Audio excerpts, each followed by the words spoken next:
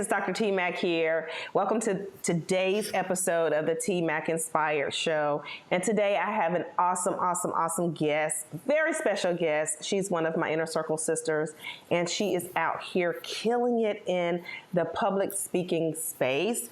And she does a phenomenal job training other high-level entrepreneurs to do the same. So without further ado, I want to welcome Miss Amanda Moxley. Hey, girl, hey. Hey, thanks for having me. I'm so happy to be here. Yes, I'm so happy to have you.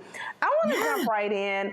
I want you to tell people, my audience, who you are, what you do, and how you do it so well. Okay, well, I am Amanda Moxley, and I am from Salt Lake City, Utah. And I knew at an early age that I was not wanting the road that I saw ahead of me. I knew that I wanted a phenomenal life with freedom and fun and doing whatever I want at an early age. And I'm so glad I had that vision early. So I actually started my business really like 18 years ago. And I started out speaking all around my city and getting clients and putting myself out there, always putting myself out there before I was ready and before I knew every detail. And I would just take action and get clients and just kept building. And I was able to create my dreams and live in my dream home and have my family. And obviously there's been hardships, had to slay a lot of dragons, had all sorts of, feast or famine with money. If I'm going to be honest, I wrote a book called End Your Money Drama because wait a minute. Don't pass by that. You're just trying to pass by that. Hold on. Okay, so you're an author. Okay. Yeah. So what's the name of the book? I have two books. One is called End Your Money Drama.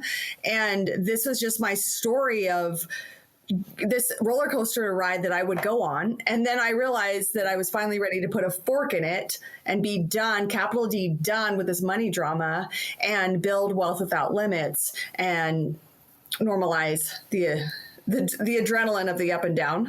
Okay, so wait a minute. Let's unpack this a little bit, because you touched on something I really want to talk about. Mm-hmm. In your own money drama. Yep. So it's basically about the belief system. Is that what it is around money? Yes. So your belief system, and then really breaking up with your old money story, and then birthing. I mean, I know you're a mother. You've had 7 kids, combined. Yeah. And a lot of our listeners are probably mothers, or you've probably seen someone give birth. Right. Okay. So if you've done that, you understand that birth is not easy. It's a birthing experience. So I taught people how to really birth a new money story.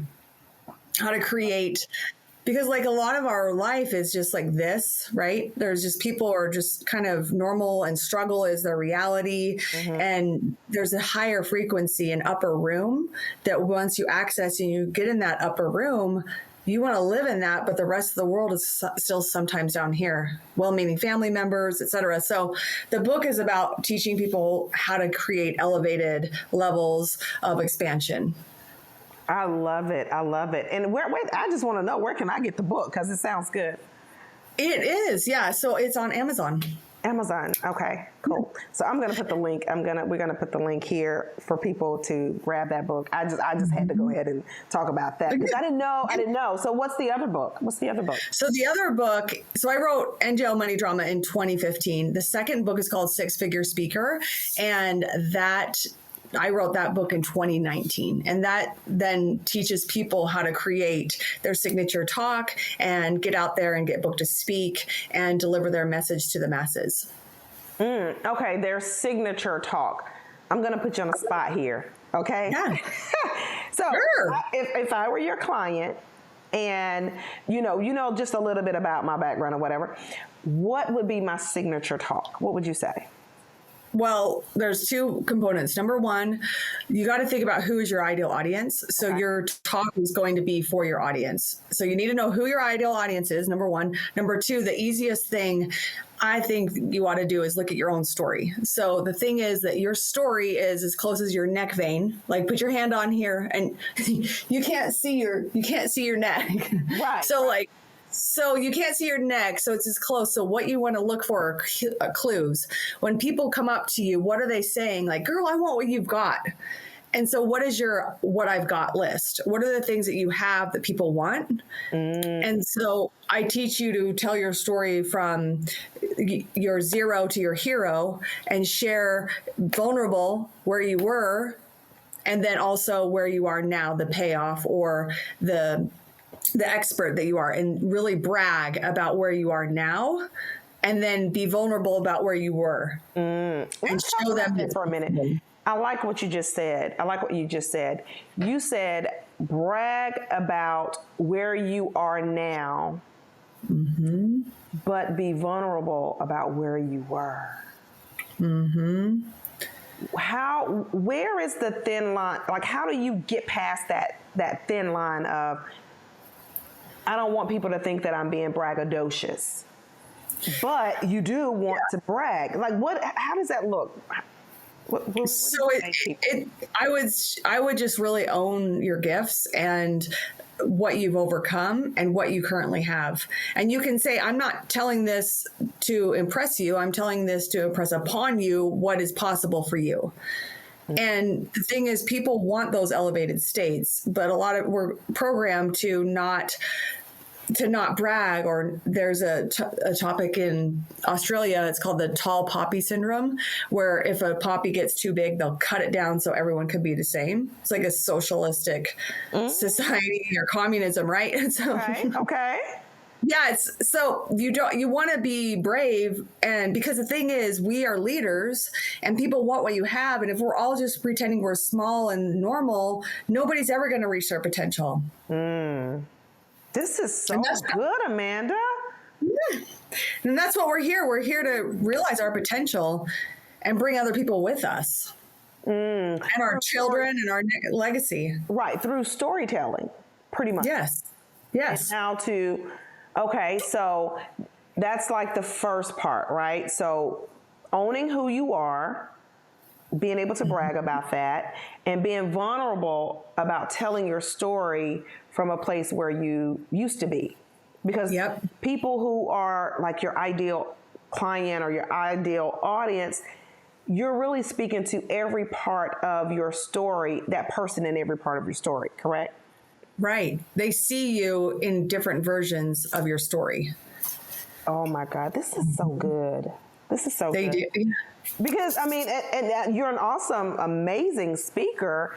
And I've never had formal teaching, so I didn't know. I mean, I'll just tell my story. You know, I'm just one of those people, like, this is where I came from, this is what happened, and here's where I am, and this is what I did. And I say it in such it's a matter of fact kind of thing or way that I don't really feel that I'm a speaker. So you help people like me that I don't really think I'm a speaker. You really help us, like, become the speaker. Right. Take on that identity. Take on the identity of a speaker. I love it because there's a lot of people out here in the audience that they have an amazing story. They don't know how to craft their story, their message, and then they don't have. Let me ask you this: what do you think about building a community around your message? What are your thoughts on that?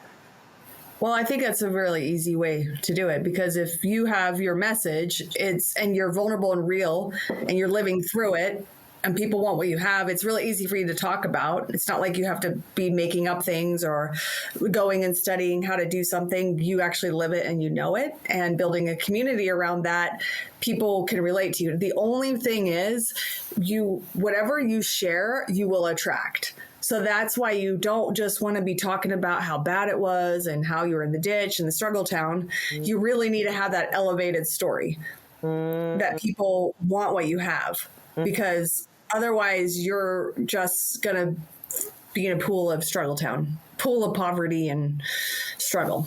So it's having a balance. Is that what you're saying? Like, I have to have a balance. Like, this is where I came from, and let's get this over with. Let's talk about this, and let's get this, this told. But also take people on a journey. But as we're taking people on our journey, we're actually building a community around our message.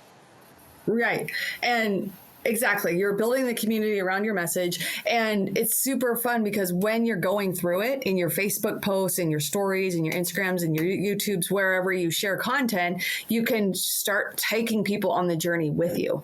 Now, here's the key thing that people will make a mistake. A lot of times when they are in the pit of their story, and we all have multiple stories in our life journey, do not take people through the gutter with you. I recommend you wait until you're healed and transformed and on the other side of it, where you can talk about what you've been through from a place of power and possibility instead of fear of stuck in the emotion of it.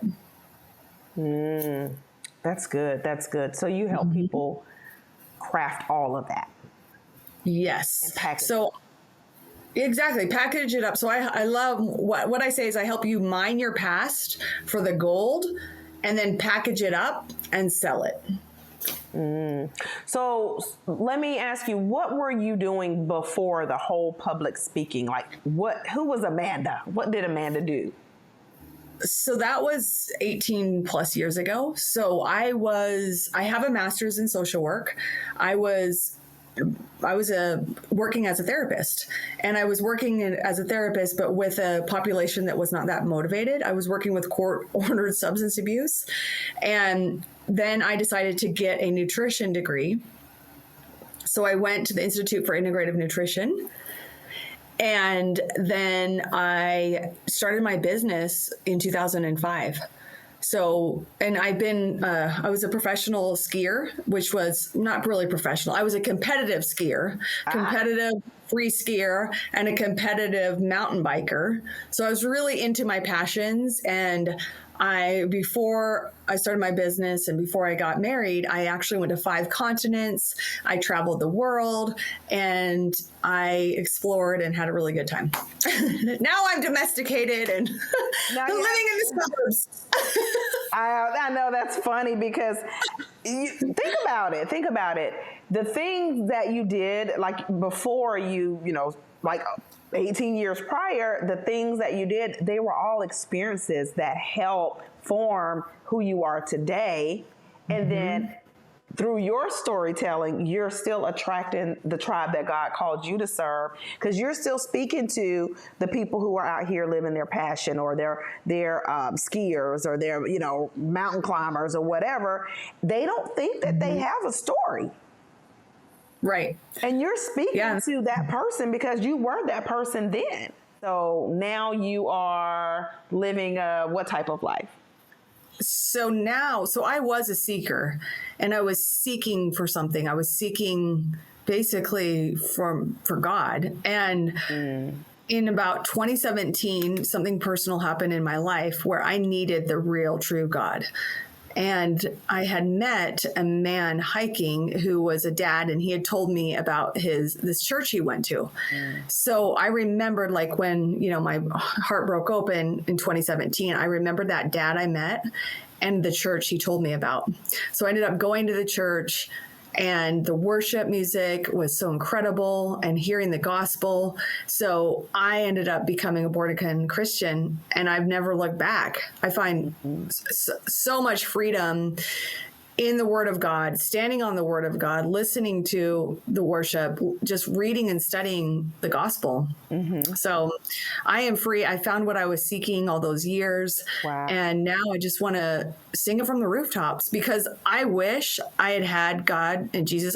Normally my interviews don't go like this, but to giving God the glory, I wish I had said yes to him at such an earlier age, because my life is 100% transformed now because of God.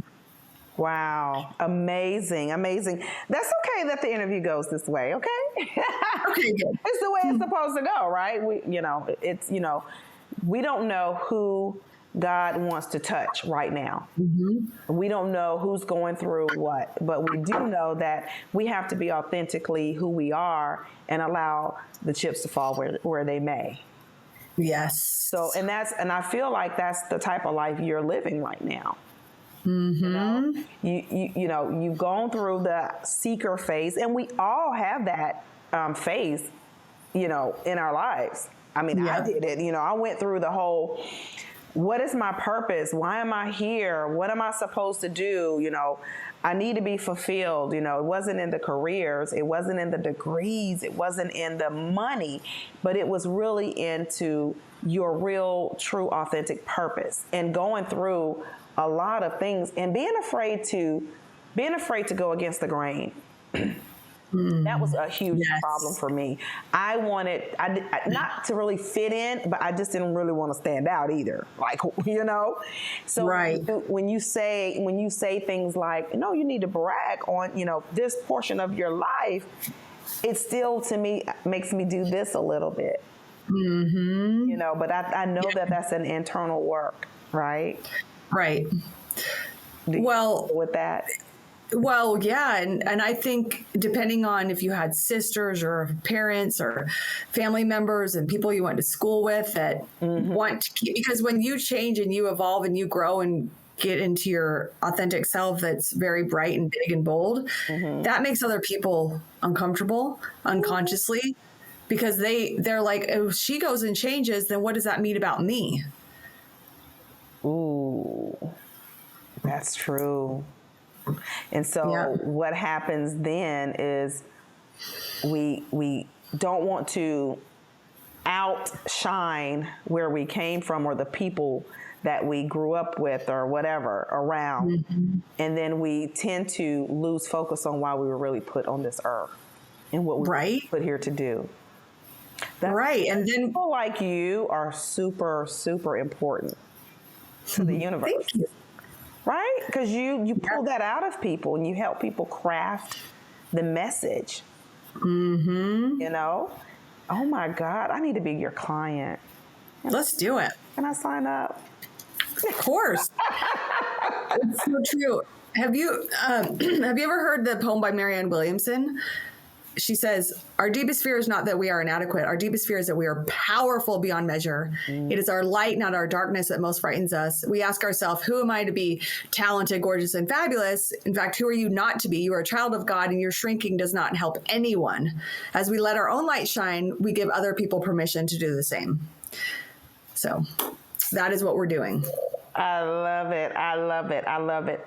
So real quick, I want you to speak to the person who has a story. They've been out seeking and they have found, but they don't know how to craft their message. I want you to speak to that person now. Okay, so a simple thing you can do is get a piece of paper, put a T for T-Mac down the side, down the middle, make a T, and on the left side, write down all your zero, all your low points, the drama, the hard times, the rock bottom. Get vulnerable. It's just between you and your piece of paper here on the left side. On the right side, share your biggest wins, your biggest gains, your biggest triumphs, your biggest successes. And then at the bottom of your paper, make a little circle or a pretty large circle and just write in who is your ideal client? Who do you want to help? And what is it? Where are they? And where do they want to go?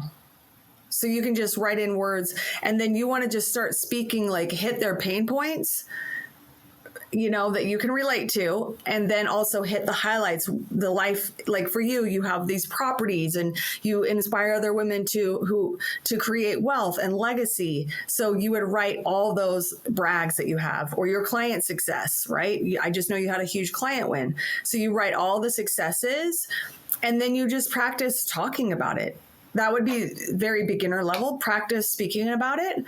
And that's what I would suggest to get started. And then you can create a program out of that. I mean, if you want, I can tell you how to do that too. Yeah. They want to hear it. Okay, let's do it. Abbreviated version. Come on, girl. You got it.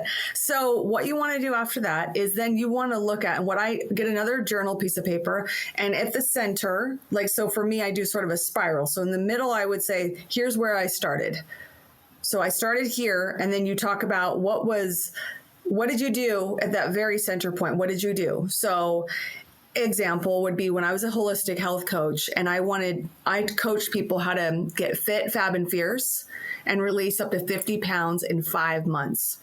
So I thought, what were the things that I did? So step one, what I did was I learned to breathe. That was the first thing I did because I was into yoga and I learned how to really breathe. Okay. The second thing I did was I did a cleanse. I did like a raw food cleanse and I released all these foods, these toxic foods out of my body. And I did a cleanse. That was the second thing I did. Okay. What was the third thing I did? Well, I cleaned out my closets and I rearranged my pantry and I set my environment up for success. Then what was the fourth thing I did? The fourth thing I did was, it's been so long. What did I do? I made a commitment to learn everything I could about holistic health and nutrition, how to cook it, how to eat, how to think around food. Okay. So that was it. So you just kind of go around the circle. What are the things that you did? Right. You journal. What did I do? What were the steps I took? And that then becomes your signature system. That's your process, your methodology, your blueprint, how you went from A to Z, from zero to hero. And then you put that into a package and then you coach people through your method or your system. Ooh, girl, fire. Oh my goodness. I didn't even realize this. You know, obviously we have courses and classes and things that we teach other people, but you simplified this like no other. Like you really simplified it. Like basically what you said was document your process. Right. That's your framework. Right. And then name it something cool. Like my last name is Moxley. So mine is called the Moxley method. So name it something. Girl, name it something. Stop it. It's that simple. It's that simple. Just name it. Make it alliterated if you can. And then sell the payoff. And we know all about that. So sell the promised land and then touch on the pain of how bad it was to be in the painful pit and then sell the payoff in the promised land. Oh, girl. Oh, we could go on and on, but we're not. For the sake of time, that was amazing. Like next level. That was next level and you simplified it. So I can only imagine, being your client, being a client of yours. So what do you have going on? How do you help other people get to where you are and beyond? Oh my goodness. Well, thanks for asking. I actually have a challenge and it's called Speak and Grow Rich and Create Wealth in a Weekend workshop. So it's two things. And the reason why I say wealth in a weekend workshop is that I've had 2 clients that I've taught my system to. One made $750,000. She's a nurse. I know you were a nurse, right? Yeah. So she was a nurse that started an IV business where she gives people vitamins, and she assembled her audience with 500 people, and we put together her offer, her system, and everything, and she sold $750,000 in 2 days. Now she's taking her kids to Hawaii. She's got a new house. Like this is what I mean, build wealth in a weekend. Right. In a weekend. Yeah, come on. In a weekend. Another client, she did $450,000 in 3 days. And my challenge is going to be teaching you all the framework on how to speak and grow rich and build wealth in a weekend. Ooh, let's go. When is the challenge? February 27th through the 3rd of March. February 27th. And what time is it? 11 Mountain, which is 1 Eastern. 1 Eastern. Okay. So the VIP, there's 2 options, which I recommend you go VIP because then you're going to get laser coaching with me and more one-on-one time. So that would be at 11 Mountain, 1 Eastern. And the general admission is at 12 p.m. Mountain, which is 2 p.m. Eastern. Awesome. Oh my God, I can't wait. So we're going to put the links, we're going to have everything where people can sign up. Make sure, listen, y'all, make sure that you sign up VIP. You don't want to be general, okay? You want to be able to get that laser coaching straight from Amanda. She's done it. She's lived the life. She's overcome a lot of obstacles and made a lot of mistakes that you guys don't have to make, right? Right. So it's a 5-day challenge. So y'all listen, do the 5-day challenge, right? Do it. get coached by one of the best in the game. I know that to be true. Get coached by her, and let's change the trajectory of our lives here in 2023. We're still early, like February. Come on, let's do it. Let's do it. Let's do it. Yes. Amanda, I am so excited that you came and you graced my audience with your presence and all of your wonderful, cool things that you've shared with us. Thank you so much. Do you have any Thank you for having me. I would just say take action, and take action from where you want to be, and do it scared, because everything you want is right outside of your what? Your comfort zone, for sure. Exactly. Your comfort. So I like what you said about this year is early 2023. Yeah. A lot can happen. A lot can happen. A lot can. I mean, you taught people, you coach someone to a $700,000 weekend. Mm-hmm, and then true. Somebody else a $400 and something $1,000 weekend. So, and we have how many more weekends left of this year? So why not get it now? Like, one of the coolest things about being wealthy is being wealthy now, not later, right? Because you have more time to enjoy the wealth, right? Oh, so good. Yeah, why not get your message crafted and get your signature program built? I love it. I love it. Thank you so much, Amanda, for joining me. Thank you. Yes. All right, rich friends, thank you for watching this episode. Hey, listen, if you enjoyed this, don't forget to share this, like it, comment, do all the wonderful things that you do in this, in these YouTube streets and on all the listening platforms where we are. So I will see you guys on the next episode. But in the meantime, don't forget, you can have it all.